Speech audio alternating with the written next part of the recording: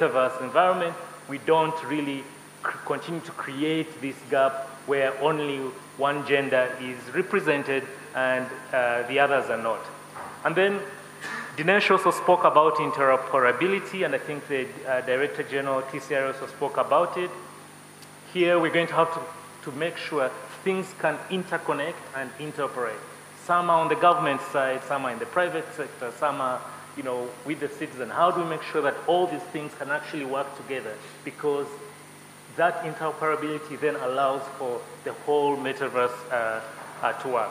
And then I think I won't repeat the infrastructure issue. It's been spoken of at length, but I want to end by saying that importantly, we need to collaborate. We are in this together. We will need PPP's frameworks to work and mature in this space. We need to create and co-create, but also importantly, and especially in the regulatory space, we need to allow for mass experimentation, because some of these things, none of us have done them before, whether it's government or the private sector or technology partners. We have to allow for incubation of ideas for these things to evolve. And I'm glad that when you engage with the city of Dodoma, for example, they're very keen to try out things, and we have to allow for that experimentation to really take place, and successful use cases can then be deployed at scale. Thank you. Thank you very, very much, Philip Pesimere, for your valuable insights, but most of all, for mentioning a very important topic to the ITU gender. So thank you so much. Thank you so much. So now I go back to you, Mr. Bakari.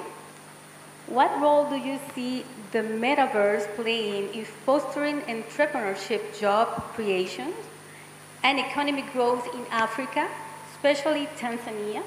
And how can regulatory policies support these outcomes, please? Thank you. Thank you again, Madam Moderator. Yes, metaverse can have a very big impact in Africa, in particular Tanzania, and I will mention a few. The first thing is on digital entrepreneurship.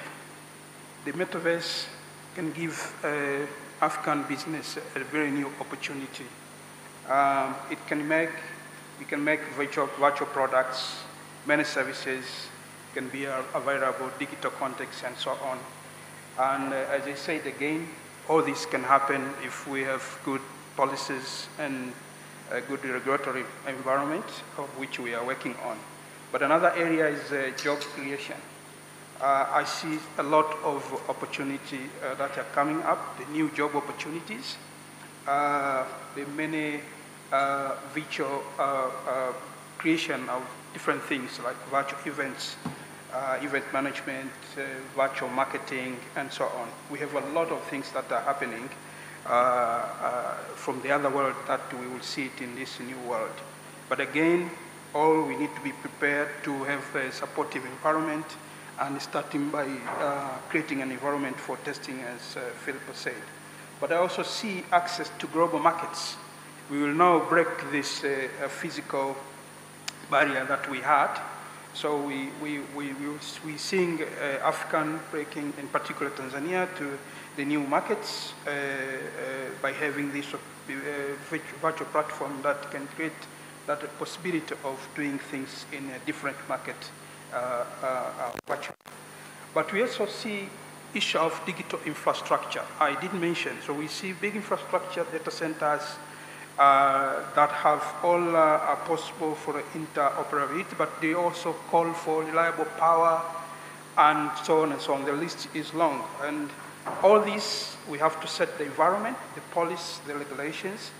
I see the growth of the financial inclusion in a different aspect.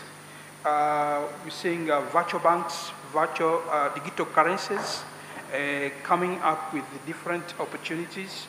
I'm also seeing here in Tanzania, we had already declared to issue for free the all the resources, the communication resources. But I see also the digital literacy and the skill developments for individuals. This new world, or the metaverse world, creates a situation where people can really be educated in a way that maybe could be more effective than what we used to do. So overall, we're looking forward to see a lot of businesses, job creation, and generally economic development in Africa. All this supported by proper regulatory policies. And so we should be having a fairly forward-looking, flexible, open to changes, to technology, in general, an environment that will not create any kind of a barrier for the new things. Because once again, as Philippo said, it's a new way of doing things. So we must create a situation where even the testing of the new ideas is also given some role. Very good advices. So I would like to continue with the next question to Mr. Dinesh Basin. What are impactful use cases of metaverse to Africa region and its implications on policies? Please, Dinesh. Yeah, thank you, Wendy. I think it's a great question.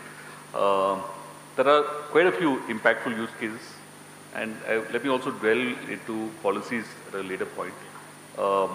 But any use case in an African context must address the socio-economic challenges that Africa faces, like poverty eradication, health, education, transportation, most especially, I mean, infrastructure like transportation, water, power. At the same time, it must also leverage what are the opportunities in Africa of agriculture, especially in Tanzania, agriculture, fishing, mining, tourism. So all these use cases must leverage all of this. Let me take about a few 4 or 5 use cases. So let's take transport, or let's take power. Power is a big topic, and today power companies in Tanzania have got problems of monitoring and maintenance of the vast infrastructure that they have. Talking about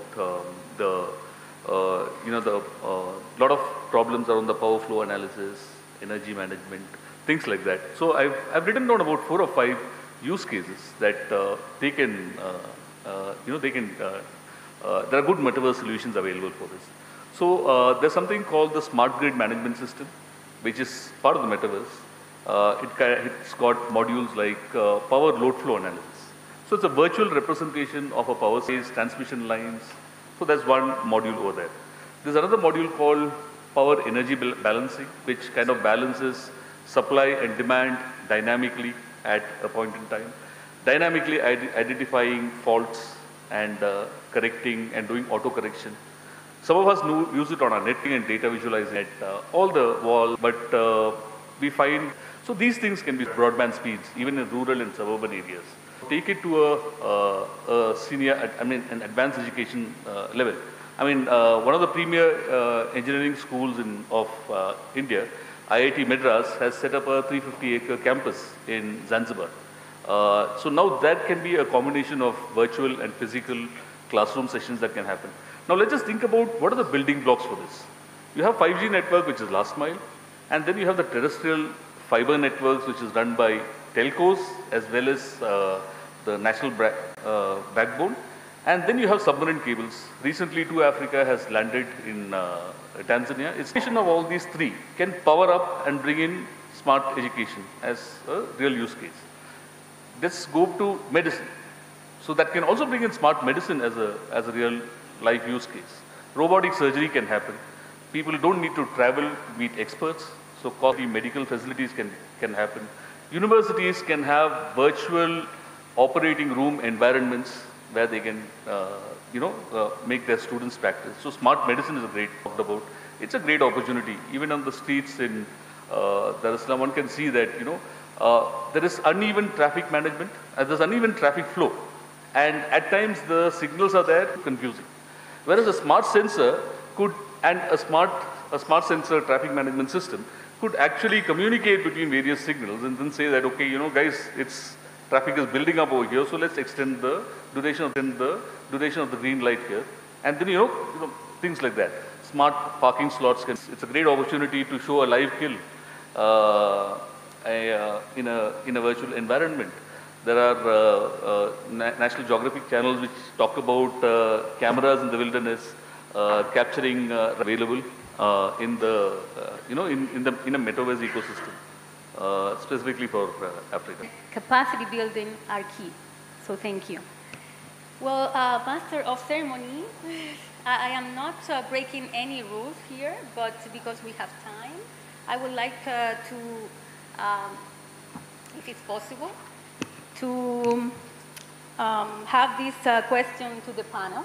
Any one of you do that can kindly answer that question. Online question, please.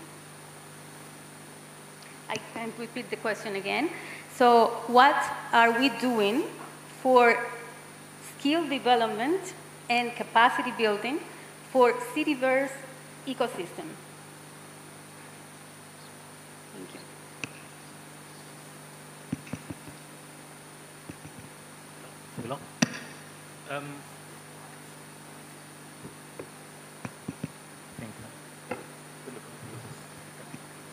Let me use this one. Okay. Thanks for that question, Wendy. I'll take the first attempt. There's various capacity building, training, and education initiatives that are at play within, and I'm looking at this from a private sector point of view and the telco space. We all have different tech upskilling programs, both in a formal environment within our own organizations, but also as community initiatives, whether it's things like Code Like a Girl, some university attachments and engagements, and so on. So at various levels, we have started deliberately undertaking specific capacity building programs that firstly introduce technology to young people in their school environment, whether it's actually right from primary school, secondary school, and then within our own organization, we are actually supporting students in the university environment. I also obviously have to acknowledge that this is a developing space, and the curriculum or the content for this is going to continuously evolve and develop. But those are some of the sort of short-term initiatives that we are engaged with. Let me just add on to what Philip is saying. I think as telcos, all of us have certain programs running towards upskilling people. Now let's talk about technology upskilling as well as general secondary school education. So there are two things that we are doing in Airtel, which is a partnership with an incubation lab called DTBI. So we set up this incubation lab and support setting it up and sponsor students to go there and get trained on innovation and technologies. So that's one thing. And then there is also a VETA program, we call it Vocational Education Training Program, which is run by the government. So we kind of partner that. And close to 3,000 students have been certified through the VETA program. So there are small interventions like this in which we support. Beyond that, coming to the secondary school education, the Tanzanian Institute of Education, the curriculum has been digitized. And we also work with education providers like Shule Direct, who kind of are able to provide digital education even in secondary schools. So that part is digital. A lot more has to be done. I wouldn't say. An inclusive, open, safe, and interpretable digital ecosystem. Let's continue with this conversation, interested conversation in our upcoming sessions, and work together to unlock the future of the metaverse. Thank you very much. Asante sana, and enjoy the rest of the event. Master of Ceremony, back to you to continue with the forum. Thank you.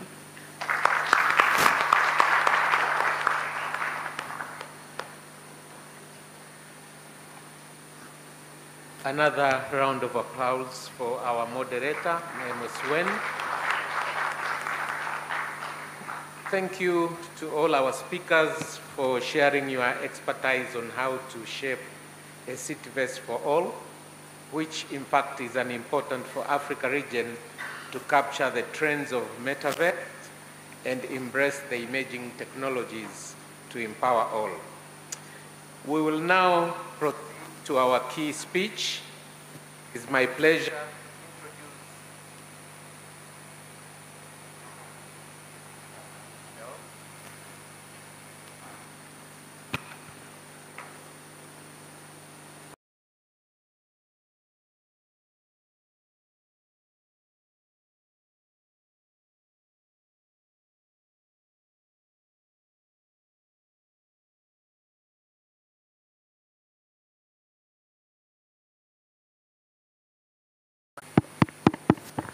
to introduce Kikao, Director of Digital Policy Division, Seoul Metropolitan Government, to deliver her keynote speech on the present and future of Seoul with Metaverse Seoul. Kikao is the Director of the Digital Policy Division, Seoul Metropolitan Government. She leads the Digital Policy Division, and it is through this division that SMG established and implement Seoul Smart City Masters Plan.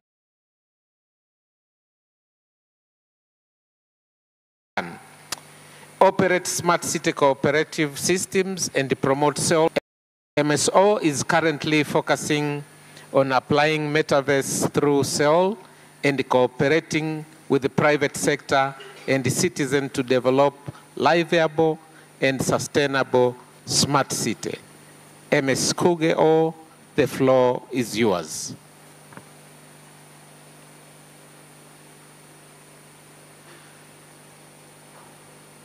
The video, please.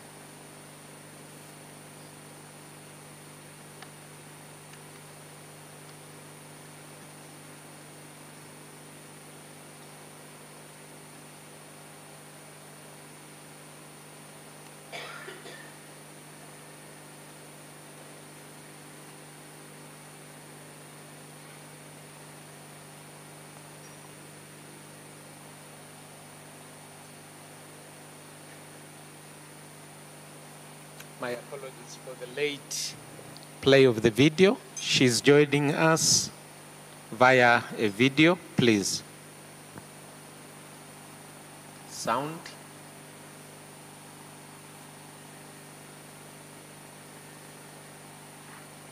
So refer to as SMG. In the Digital Policy Division, I lead. Ladies and gentlemen, good morning. I am Kyung-hee, Director of the Digital Policy Division at the Seoul Metropolitan Government, also referred to as SMG. In the Digital Policy Division, I lead efforts in shaping the Seoul Smart City Master Plan and implementing smart city projects throughout the city. To begin, I'd like to express my sincere gratitude to ITU for extending an invitation to me for this meaningful event. Today, the Metaverse unfolds new and promising future possibilities right before our eyes, serving as a bridge between the traditional and digital world. The Metaverse fuels innovation and sparks creativity across a wide range of sectors. With the Metaverse becoming a potent driving force, it's time to take a deeper look at digital transformation across various fields, including the Metaverse. In this regard, I hope that this forum serves as a constructive platform for stakeholders to engage in discussions about the potential roles and collaboration areas with respect to the metaverse, facilitating the exchange of diverse insights. The SMG has two pillars to become one of the smartest cities. One is to offer a range of smart services built upon a robust smart infrastructure supported by cutting-edge technologies. And the other, which is the most critical factor, is its smart citizens who actively embrace new digital experiences. The SMG harnesses the virtual world and digital twin technologies to provide essential IT service for its citizens. Many nations worldwide have shown keen interest in government-led metaverse platforms in the virtual world. The SMG has maintained its role as a first mover in establishing the metaverse as a pivotal channel for delivering administrative services, particularly in response to the contactless environment brought about by COVID-19. The SMG embarked on this pioneering path by harness metaverse platform offered by private Korean companies such as Gepetto and Ifland. In 2021, amid the constraints imposed by COVID-19 pandemic on in-person gathering, the SMG achieved significant milestones. It orchestrated the Metaverse Watch Night Bell event with its cities and hosted a virtual fashion show on the Metaverse platform for the first time in Korea. As mentioned earlier, the SMG has a history of extending service to its citizens through the Metaverse platform developed by the private companies. Some might wonder why the city government is building its own platform instead of utilizing a private entity's metaverse platform to provide administrative services. However, the SMG encountered several shortcomings while implementing administrative service on the private metaverse platform. Firstly, the private platform was unable to connect to the SMG's internal system for handling complaints and counseling, primarily due to security concerns.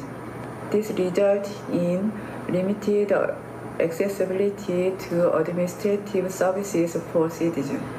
Secondly, the private metaverse platform typically offers one-time content, which poses a challenge for providing continuous services.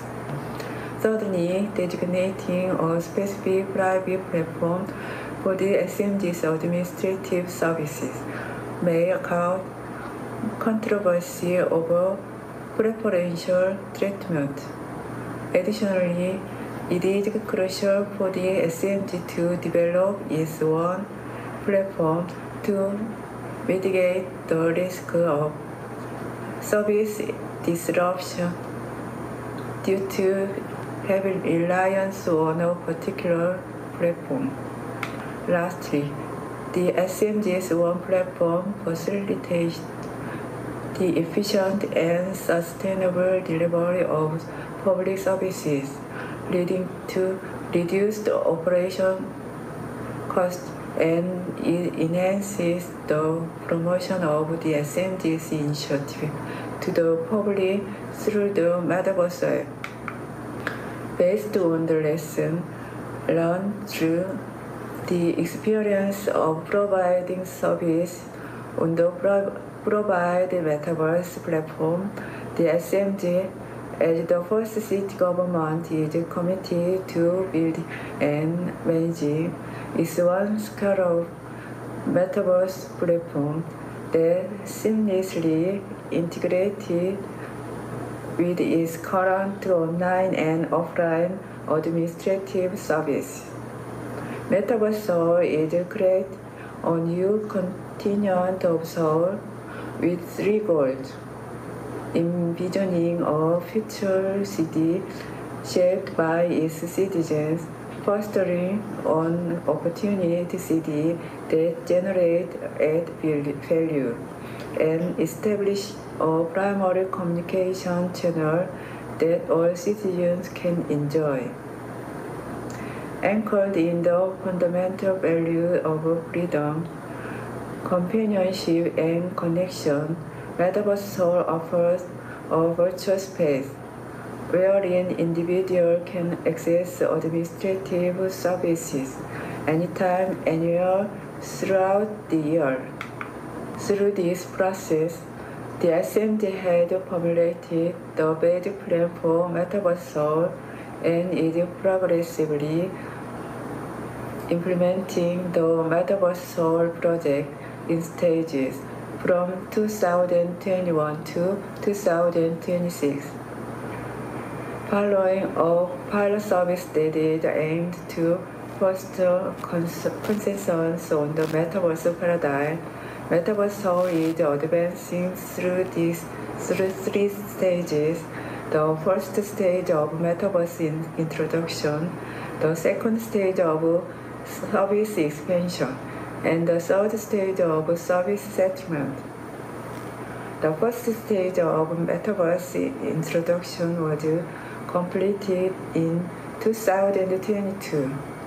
In January of this year, the Metaverse Seoul service was unveiled as a downloadable app on the Google Play Store and Apple App Store, allowing anyone who loves Seoul to seamlessly access and utilize the Metaverse Seoul platform.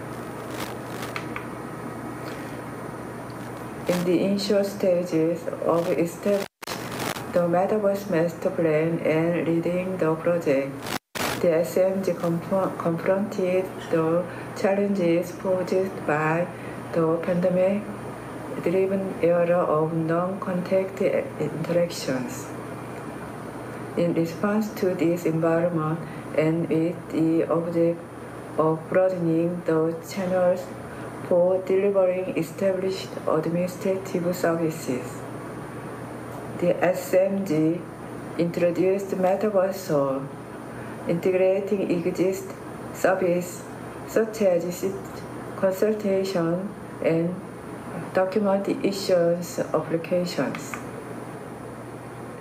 The Metaverse Seoul developed during the project first stage holds significance as an early virtual reality pilot service integrating fundamental administrative service into a novel non-contact communication channel. The SMG's initiative has garnered recognition from Time magazine, the world's largest weekly publication. The magazine acknowledged the SMG's pioneer effort as the first city for government to build a Metaverse platform, providing citizens with a range of services within a virtual space. Consequently, Metaverse Seoul was honored by the magazine as one of the best inventions of 2022. While providing these services, the SMG had continually asked the question to itself one more valuable content can we provide to our citizens through this virtual space. Furthermore, the SMG had been dedicated to gathering citizens' opinions to expert insight and collaborate, enhance the overall experience within Metaverse Seoul. Following such extensive contemplation and deliberation, the SMG arrived at the decision that Metaverse Seoul should offer services that are challenging to experience, yet fulfill essential needs in life. Consequently, this year, the SMG is elevating the Metaverse service to the next level, emphasize interactive content that users can actively engage with and enjoy. The issue of real estate contract fraud has emerged as a significant concern in Korea. In response, the SMG plans to launch a virtual real estate contract experience service this September.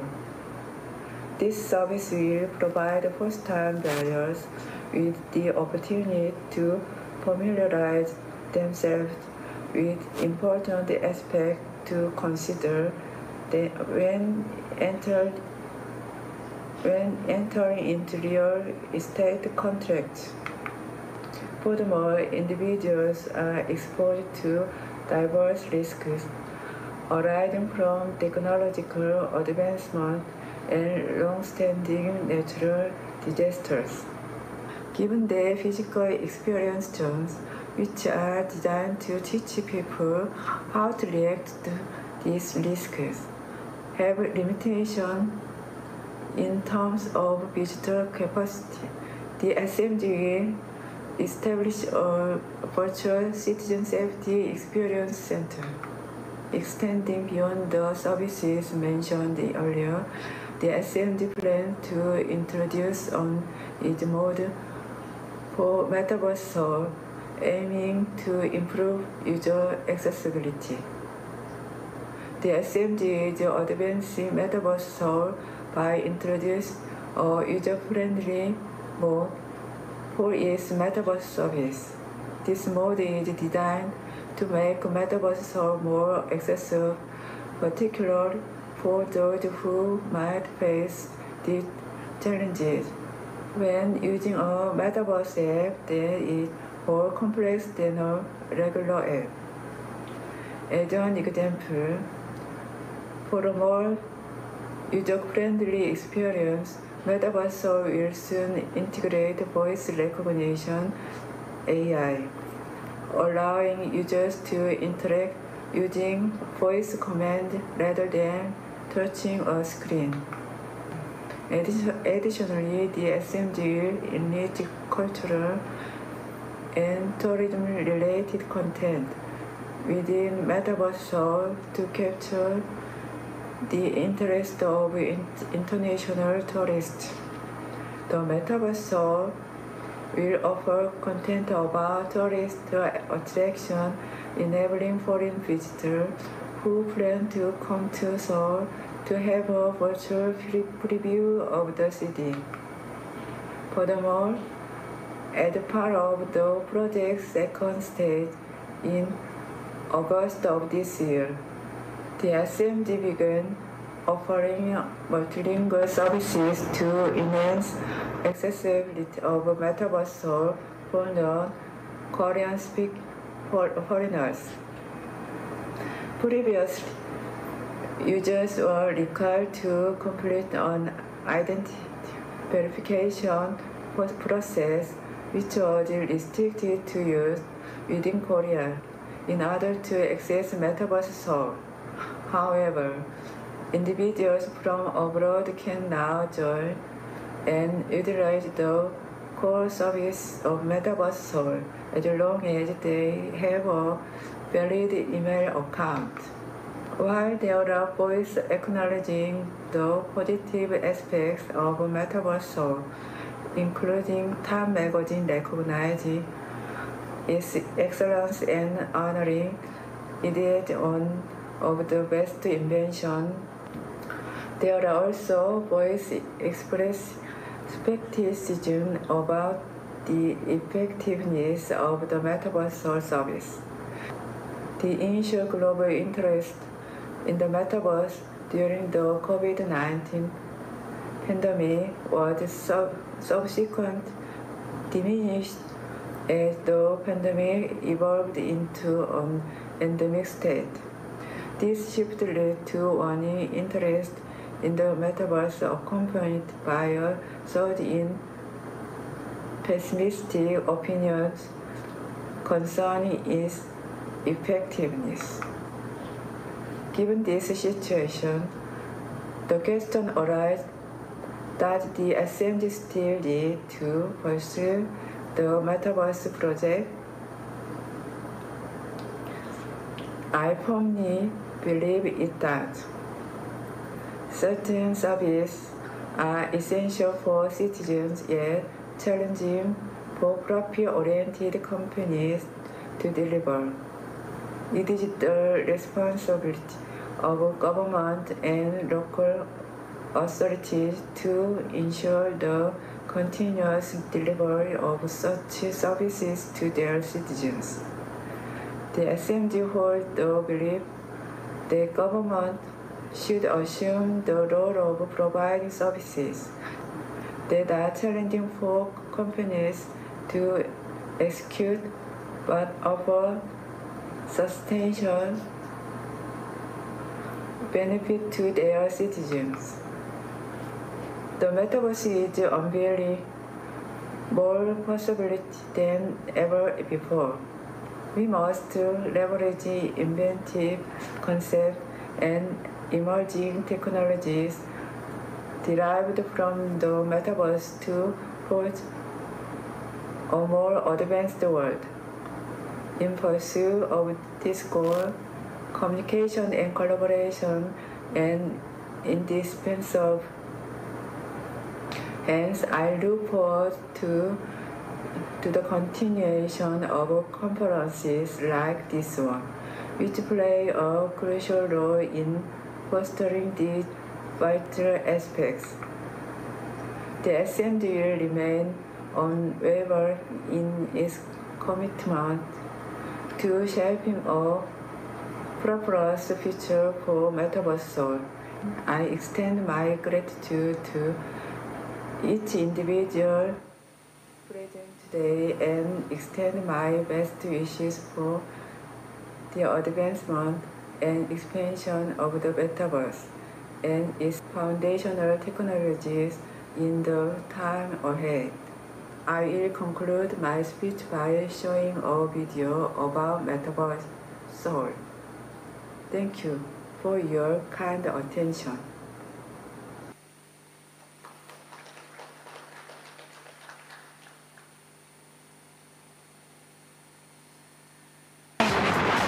이렇게 만나니까 새롭네.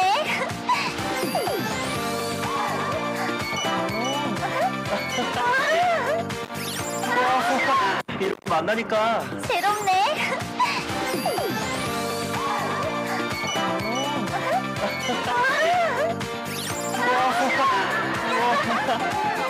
안녕. 근데 이분은 누구? 안녕하세요. 전 여러분께 메타버스 서울 곳곳을 안내할 해치입니다. 벚꽃잎은 놓쳐도 되지만 그녀만큼은 놓치고 싶지 않네. 그녀가 누군진 모르지만 여자 같군. 와, 너무 좋다. 자, 제가 고등학생인데요. 할머니랑 둘이 사는데 고민이 있어서요. 괜찮아요. 편하게 얘기해봐요. 와, 기억들이 엄청 많이 있네.